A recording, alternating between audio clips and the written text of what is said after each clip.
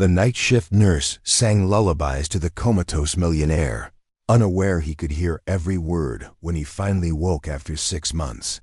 His first words shocked the entire hospital. "Marry me." "Room 314, Mr. Alexander Blackwood," head nurse Patricia Williams said, not looking up from her clipboard. 6 months in a coma following the helicopter crash. Stable vitals, but the family's given up hope. "You'll be his overnight care during your shift." Elena Vasquez nodded quietly, adjusting her navy scrubs and pulling her long black hair into a neat ponytail. At 26, she was one of the youngest nurses on the night shift at Mercy General's intensive care unit, but her gentle touch and unwavering dedication had earned her the most challenging cases. Before we jump back in, tell us where you're tuning in from. And if this story touches you, make sure you're subscribed, because tomorrow, I've saved something extra special for you. The hospital's 13th floor felt different after midnight. The fluorescent lights hummed softer. The endless beeping of monitors created an almost rhythmic lullaby, and the scent of antiseptic mixed with the faint aroma of coffee from the nurse's station.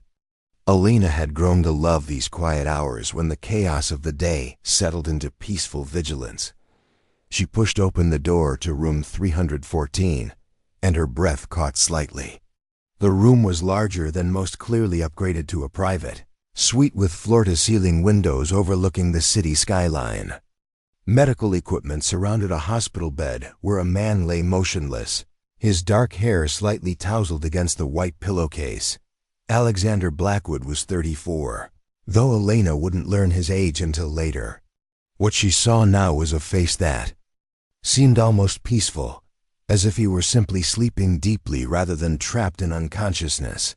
His features were strong but not harsh: a straight nose, defined jawline, and thick eyelashes that rested against his cheekbones. Even in his current state, there was something magnetic about him. The chart at the foot of his bed told the clinical story. Tech entrepreneur, founder of Blackwood Innovations, injured in a helicopter crash while returning from a business meeting. In the mountains. Traumatic brain injury, medically induced coma that had become something else. Something the doctors couldn't quite explain. Elena set down her supplies and moved closer to the bed. His hands rested at his sides, hands that had once signed million-dollar deals. She imagined now still and pale against the hospital blankets. "Hello, Mr. Blackwood," she whispered, her voice naturally soft and melodic. "I'm Elena. I'll be taking care of you tonight." She began her routine check: pulse, blood pressure, 4 lines, breathing tube adjustments. Everything was stable, as it had been for months. But something about the silence in the room felt different from other patients she'd cared for. Less empty, almost expectant. Elena had requested the night shift specifically because it suited her current state of mind. Less than a year ago, she had been planning a wedding, working day shifts, and dreaming of starting a family. Then came the discovery that changed everything. Her fiancé Marcus had been living a double life, complete with another woman and a child Elena never knew existed. The betrayal had shattered more than just her heart, it had broken her faith in her own judgment. How could she have been so wrong about someone she thought she knew completely? The shame was almost worse than the heartbreak.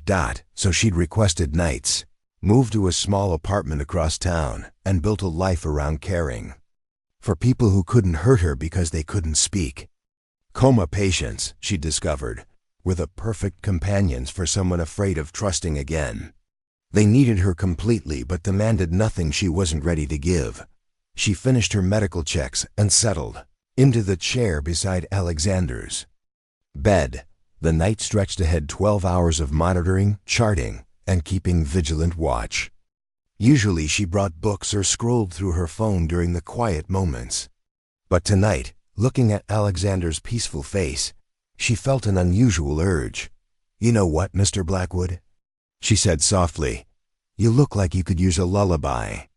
The words came without planning, flowing from some deep memory of her grandmother singing her to sleep as a child in their small house in Santa Fe. Elena's voice was warm and gentle, barely above a whisper. Dormit mi nu, dormit mi soul, dormit. Pedazo de mi corazón. The Spanish lullaby filled the quiet room like honey filling a jar slowly, sweetly, completely. Elena hadn't sung in months, not since the wedding that never happened, where she was supposed to have performed a special song during the ceremony. But here, in the dim light with only the monitors as her audience, her voice felt safe again, natural, right. She continued singing, switching between Spanish and English lullabies her grandmother had taught her. Brahms' lullaby, Twinkle, Twinkle Little Star, and soft Mexican folk songs that had no English translations but conveyed comfort in every note. What Elena didn't know, what she couldn't know, was that behind Alexander Blackwood's closed eyelids, consciousness flickered like a candle in the wind. He could hear her. Every word, every note, every gentle breath between verses. For 6 months, Alexander had been trapped in his own mind, aware but unable to move, speak, or signal that he was still there. The doctors called it locked-in syndrome, though they hadn't diagnosed it yet.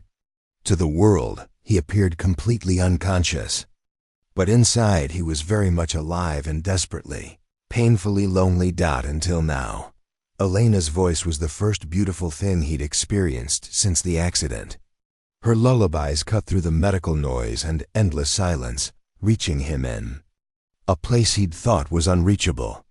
For the first time in months, Alexander felt something other than fear and frustration. He felt hope. As Elena finished her song and began updating his chart, Alexander tried with every ounce of his being to move, to respond, to let her know that her gift had been received. But his body remained still, betraying none of the storm of gratitude and wonder happening inside. Elena glanced at the monitors, all normal, then back at his face.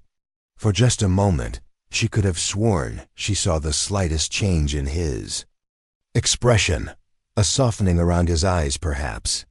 But when she looked again, he appeared the same as always. "Sleep well, Mr. Blackwood," she whispered, gathering her things for rounds to other patients. "I'll see you tomorrow night." As her footsteps faded down the hallway, Alexander lay in the darkness, replaying every note of her lullabies and holding onto the sound of her voice like a lifeline. He didn't know her name yet, didn't know her story, but he knew one thing with absolute certainty. She had just become the most important person in his world, and somehow, someday he would find a way to tell her. Before hospital scrubs and overnight shifts, Elena Vasquez had lived a very different life. At 23, she had been the head pediatric nurse at Children's Hospital of Santa Fe, engaged to Dr. Marcus Rivera, and planning a future that seemed as bright as the New Mexico sunrise. She had met Marcus during her nursing residency. He was the charming resident surgeon who brought coffee to the nurses' station and remembered everyone's birthdays. Their romance felt like something from a medical drama, stolen kisses in supply closets, late-night conversations after difficult surgeries, and a proposal in the hospital garden where they'd shared their first lunch together. Elena threw herself into wedding planning with the same dedication she brought to her patients. She chose Spanish guitar music for the ceremony, wrote personal vows in both English and Spanish, and even planned to sing Ave Maria as a surprise during the reception. Everything was perfect, down to the last detail. The discovery came 3 weeks before the wedding. Elena had gone to surprise Marcus at his apartment with his favorite dinner, using the key he'd given her. She found photos scattered on his kitchen table, photos of Marcus with another woman and a toddler who had his same dark eyes and crooked smile. The woman turned out to be Dr. Sarah Chun from the neighboring hospital. The child was Marcus's son, Gabriel, now 2 years old. The affair had been going on for over 3 years, beginning before Elena even met Marcus. She wasn't the other woman, she was the unknowing participant in someone else's deception. The confrontation was devastating. Marcus didn't deny it. He couldn't. Instead, he tried to explain that he couldn't choose between them, that he loved them both differently. Elena's world collapsed in that moment, not just a future she'd planned, but her faith in her own judgment, her ability to trust, her belief that love could be simple and honest. She broke off the engagement, transferred to a different hospital, and eventually moved to Denver, where no one knew her story. The night shift at Mercy General offered anonymity and the chance to care for people who couldn't lie to her, couldn't betray her, couldn't break her heart again. Alexander Blackwood had built his empire from nothing, driven by a childhood spent moving from one foster home to another after his parents died in a car accident when he was 8. By 34, Blackwood innovations had revolutionized cloud computing, making him one of the youngest tech billionaires in the country. But success had come at a cost. Alexander lived in a penthouse overlooking Denver's skyline, surrounded by luxury, but starved for genuine connection. Every relationship felt transactional, women interested in his wealth, business partners focused on profit margins, friends who weren't really friends at all. Preparing and narrating this story took us a lot of time, so if you are enjoying it, subscribe to our channel. It means a lot to us. Now back to the story. The helicopter crash had happened on a February evening, returning from a meeting with potential investors in Aspen. Poor weather conditions, mechanical failure, a pilot's split-second decision that went wrong. Alexander remembered the sensation of falling, the terrible sound of metal twisting, and then nothing, except it wasn't nothing. In the weeks that followed, Alexander became gradually aware that he was trapped inside his own body. He could hear conversations around his bed, doctors discussing his prognosis, his assistant updating him on business matters, his board of directors debating whether to declare him permanently incapacitated. No one sat with him just to sit. No one spoke to him as if he might be listening. No one touched his hand with genuine affection. Until the night nurse arrived, Elena's second night with Alexander. She brought a small speaker and played soft instrumental music along with her lullabies. Her voice blended with guitar melodies, creating an atmosphere of warmth in the sterile room. "I hope you don't mind the music, Mr. Blackwood," she said while checking his for. "My grandmother always said music heals what medicine can't reach." Inside his consciousness, Alexander felt tears he couldn't shed. Music had been one of the few joys of his lonely childhood. A foster mother who played piano, a group home where they sang together on Sunday evenings. He hadn't heard live singing in years. Elena began incorporating Spanish into her conversations with him, explaining the meanings of the lullabies as she sang them. She told him about her grandmother, about Santa Fe, about the particular comfort of being sung to sleep in a language that felt like home. "This one is called La Llorona," she said one night, settling into her chair. "But don't worry, I only sing the beautiful verses, not the scary ones.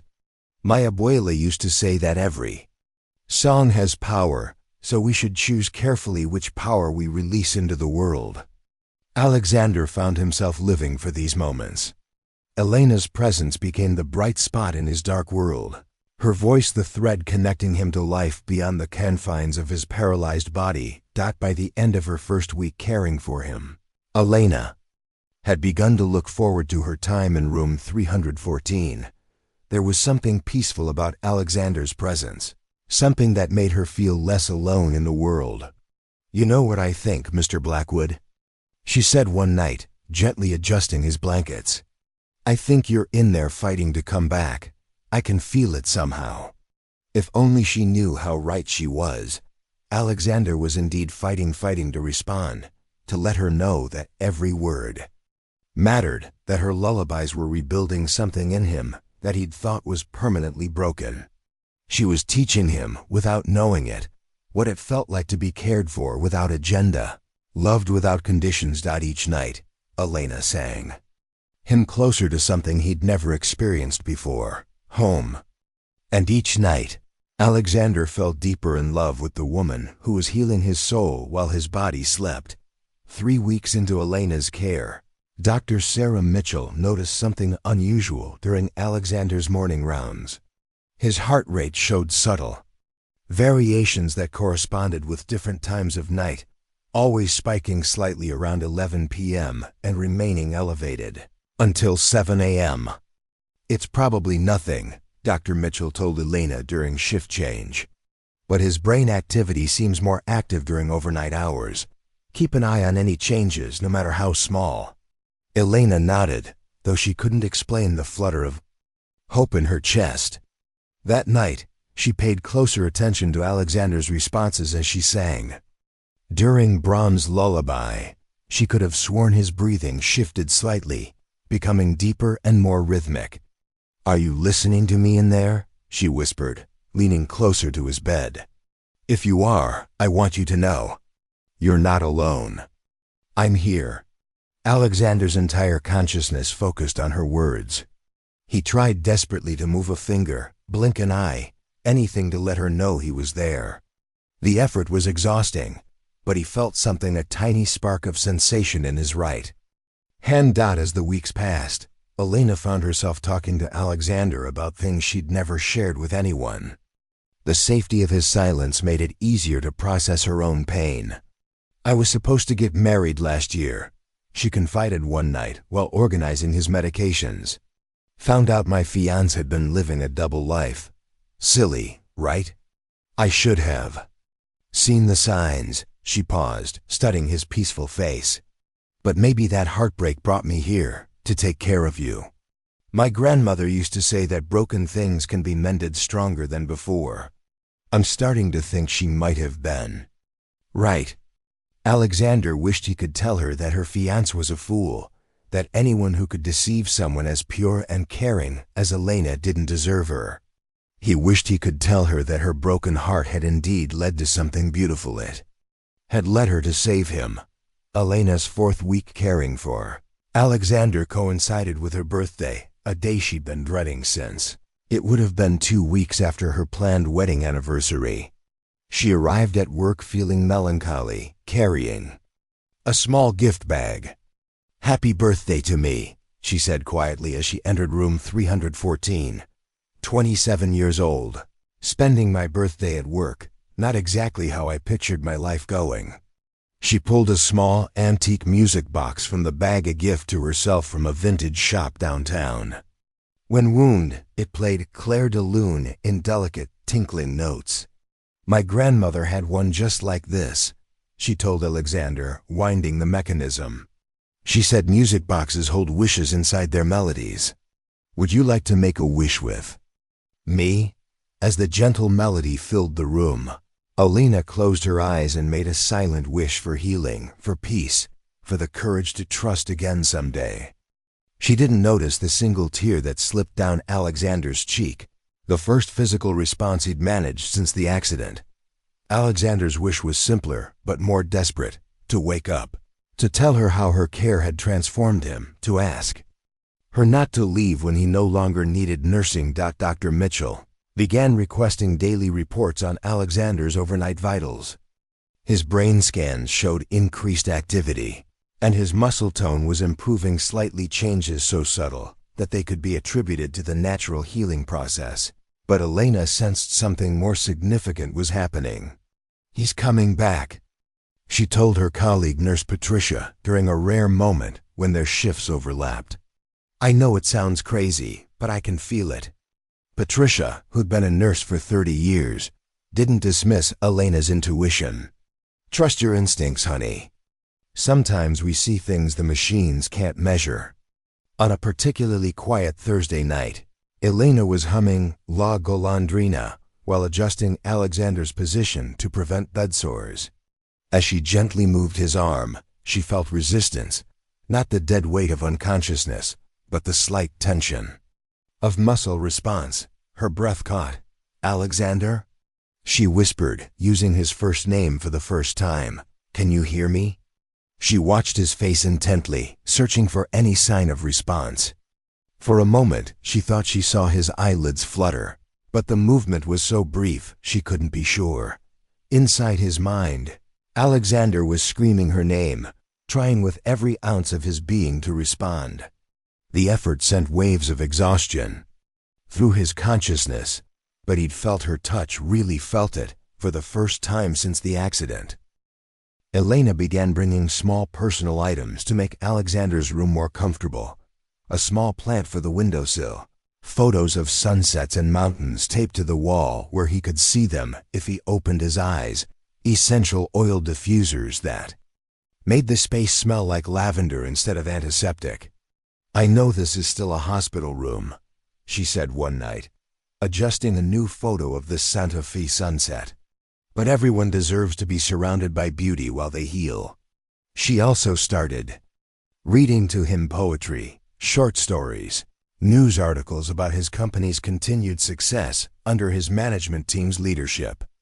She wanted him to know that his world was waiting for his return.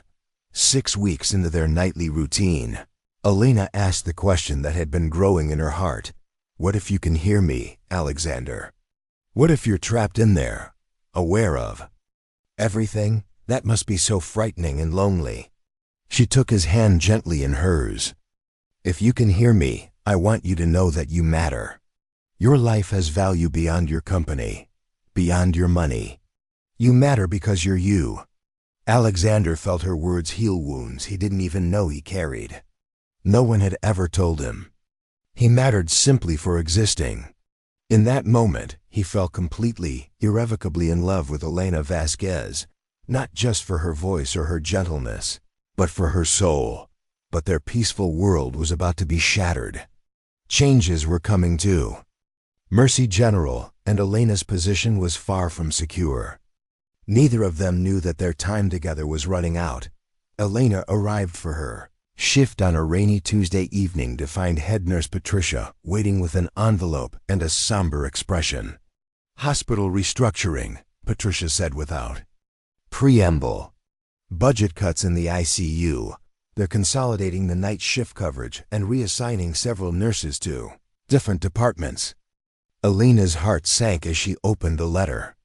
Effective in 2 weeks, she would be transferred to the pediatric emergency department day shifts only. Her specialty training with long-term coma patients was being deemed inefficient by the new hospital administration. "What about Mr. Blackwood?" Elena asked, her voice barely above a whisper. "He'll be moved to the long-term care facility across town. His insurance has approved the transfer. It's more cost-effective for cases like his." Patricia's voice carried regret. "I'm sorry, Elena. I fought for you, but the decision came from the board." Elena felt the familiar sting of loss, the same gut-punch sensation she'd experienced when her world collapsed with Marcus's betrayal. Just when she'd found something meaningful, something that felt like purpose, it was being taken away. That night, Elena sat in the chair beside Alexander's bed, struggling to find words. How do you tell someone goodbye when you're not even sure they can hear you? How do you explain that bureaucracy is tearing apart something that felt sacred? "Alexander," she began, her voice trembling, "I have something difficult to tell you." Inside his consciousness, Alexander sensed the change in her tone immediately. Something was wrong.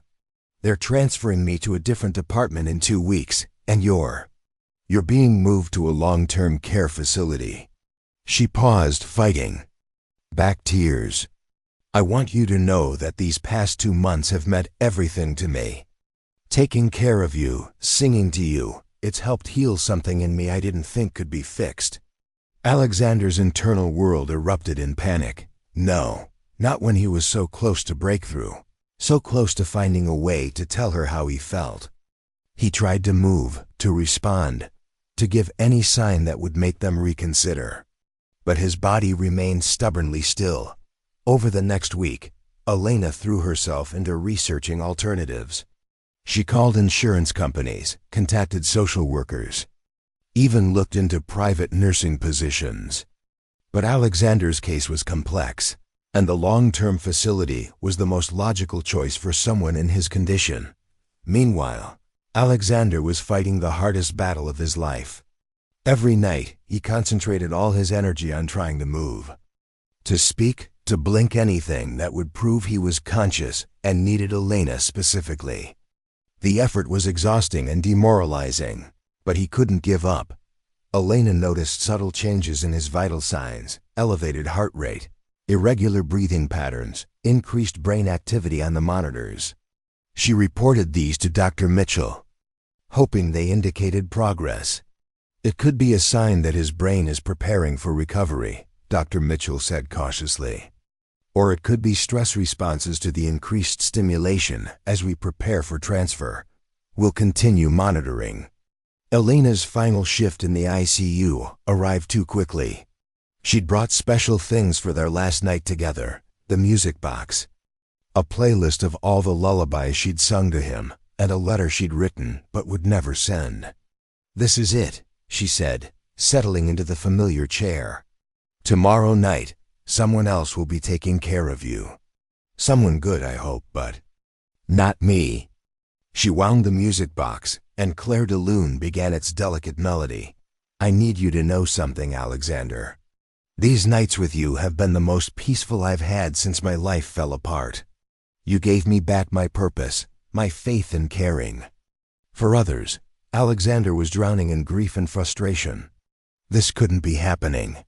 Not when he'd finally found someone who saw him as more than his wealth, someone who cared for him without agenda. As the hours passed, Elena found herself saying things she'd never intended to share. "I think I've fallen in love with you," she whispered in the pre-dawn darkness. "How crazy is that? Falling in love with someone who can't love me back, someone who doesn't even know I exist beyond medical care." Alexander's consciousness screamed, "I do know you exist. I love you too. I love your voice, your kindness, your broken heart that still gives so much to others. I'll always wonder what might have happened if you could wake up," Elena continued, tears flowing freely now. "If you could speak to me, tell me your thoughts, share your dreams. I'll wonder if we could have been something beautiful together." She leaned forward and for the first time pressed a gentle kiss to his forehead. "Goodbye, Alexander. I hope you find your way back to the world. And when you do, I hope you find someone who loves you the way you deserve to be loved." As Elena gathered her things for the last time, Alexander made one final, desperate attempt to respond. He focused every atom of his being on his right hand, the one that had shown the most sensitivity to her touch. Move. For a split second, he felt his pinky finger twitch. But Elena was facing away, packing up the music box, and missed the tiny movement that represented months of struggling toward consciousness. The next morning, Elena watched from the window as Alexander was wheeled out to the ambulance that would take him to Sunset Manor Care Facility. She'd volunteered to work a day shift just to see him off, though she stayed hidden rather than make the goodbye harder on herself. As the ambulance disappeared into traffic, Elena felt a piece of her heart go with it. She didn't know that inside the vehicle, Alexander was experiencing the deepest despair of his life, knowing that his one connection to love and humanity was driving away in the opposite direction. What neither of them knew was that the stress of separation was about to trigger the breakthrough they'd both been hoping for. Sometimes, the heart has to break completely before it can heal, and sometimes, love finds a way to call you back from even the darkest places. 3 days after arriving at Sunset Manor Care Facility, Alexander Blackwood's world changed forever. The stress of losing Elena, combined with months of fighting toward consciousness, created the perfect storm for breakthrough. It began at 3:17 a.m. with a nurse's aide checking vitals. Alexander felt different electricity seemed to course through his nervous system, synapses firing in ways they hadn't since the accident. His right hand, the one that had responded to Elena's touch, began to tingle with sensation. Then, like a dam bursting, awareness flooded back into his body. His eyes flew open for the first time in 7 months. The aide dropped her clipboard and ran for help. Within minutes, Dr. Harrison from the facility's medical team was shining lights in Alexander's eyes, checking reflexes that were suddenly, miraculously present. "Mr. Blackwood, can you hear me? Can you speak?" Alexander's throat was dry from months of silence, his voice barely a whisper, but the words came clearly. "Elena, where Is Elena? The medical team exchanged glances. They had no idea who Elena was. Sir, you've been in a coma for 7 months. You're at Sunset Manor Care Facility. We need to run some tests. Elena Vasquez, Alexander interrupted, his voice growing stronger. Night shift nurse, Mercy General, I need to see her. Elena was finishing her first week in pediatric emergency when her phone rang at 6:33 a.m. She almost didn't answer the unknown number, but something made her pick up. Miss Vasquez? This is Dr. Harrison at Sunset Manor. You were listed as the primary night nurse for Alexander Blackwood at Mercy General? Elena's heart stopped. Yes, I was his nurse. Is he? He's awake, and he's asking for you. The phone slipped from Elena's hands. Impossible. After 7 months, patients didn't just wake up asking for specific people. But as Dr. Harrison explained Alexander's remarkable recovery and his insistent request to see her, Elena felt something she'd thought was dead spring back to life. Hope. She called in sick to work and drove to Sunset Manor in record time. Elena's hands shook as she approached room 12. Through the partially open door, she could see Alexander sitting up in bed, actually sitting up talking with medical staff. His voice was rough but clear, his movements deliberate. Very much alive and aware, she knocked softly. Alexander? He turned toward her voice, and their eyes met for the first time as conscious equals. The intensity of his gaze took her breath away. It was filled with recognition, gratitude, and something deeper that made her heart race. Elena, he said, and her name on his lips sounded like a prayer. You came. The medical team discreetly left them alone. Elena approached his bed cautiously, still not quite believing what she was seeing. How are you awake? How are you here? Alexander reached for her hand, and she let him take it. His grip was warm, real, strong. I heard everything, he said simply. Every lullaby, every story, every word you spoke to me over those 2 months. I was trapped, but you kept me tethered to life. Elena's eyes filled with tears. You could hear me? Every single word, including what you said our last night together. Elena's cheeks flushed as she remembered her confession of love. Alexander, I love you too, he said, cutting off her embarrassment. I fell in love with your voice first, then your heart, then your soul. I've been conscious for 3 days, and I've spent every moment figuring out how to ask you something. Alexander shifted in his bed, reaching into the knitstand drawer. Elena watched in amazement as he pulled out a small velvet box. I had my assistant bring this yesterday, he said, his voice trembling with emotion.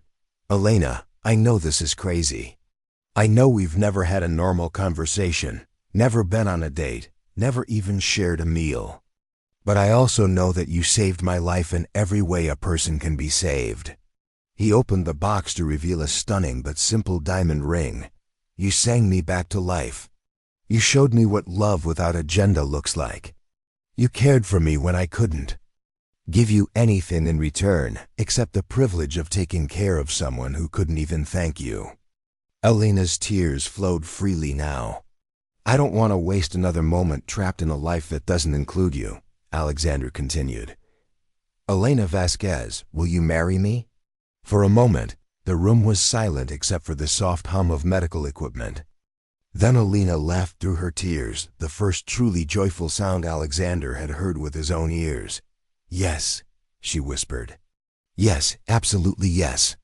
The wedding took place in the chapel at Mercy General Hospital, surrounded by the nurses who had cared for Alexander and the patients who had benefited from Elena's compassion. Elena wore her grandmother's vintage lace dress and carried white roses mixed with Santa Fe wildflowers as she walked down the aisle. Alexander, standing strong and healthy, had tears in his eyes. When she reached him, he whispered, "You're even more beautiful than I imagined." Elena had quit the hospital to help Alexander start the Blackwood Foundation for Coma Research and Family Support.